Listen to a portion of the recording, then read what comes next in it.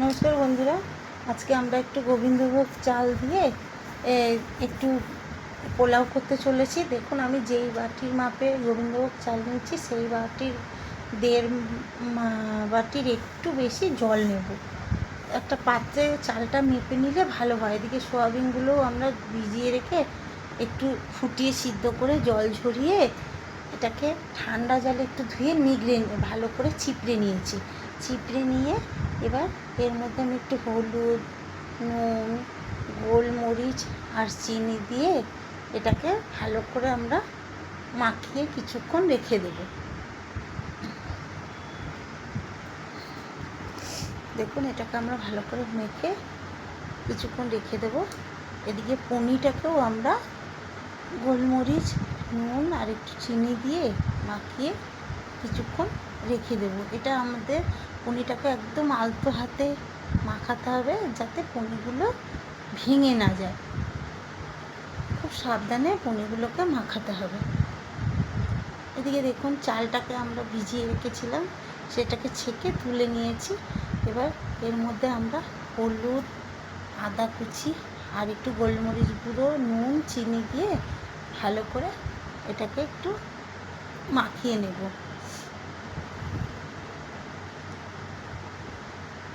এবার একটু ঘি দিয়ে মাখিয়ে তারপরে একটু ঘিও দিয়ে দেবো।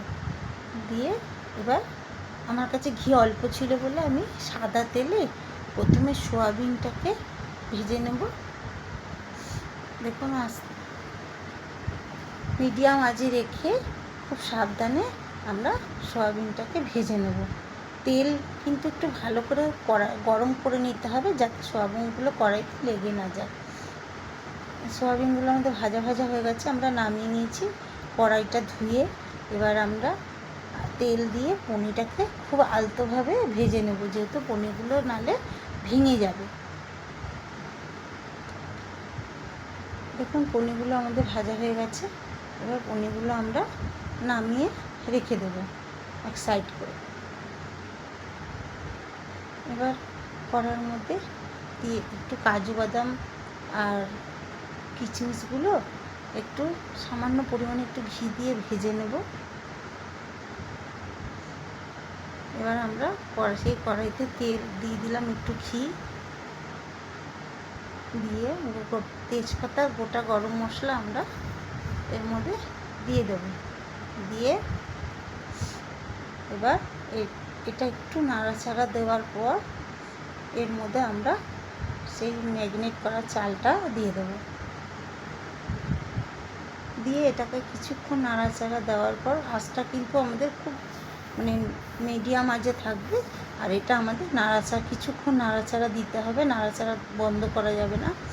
দিয়ে এবার এর মধ্যে আমরা যেই বাটির মাপে আমরা চাল নিয়েছিলাম সেই বাটির 1.5 বাটির একটু বেশি জল দিতে হবে।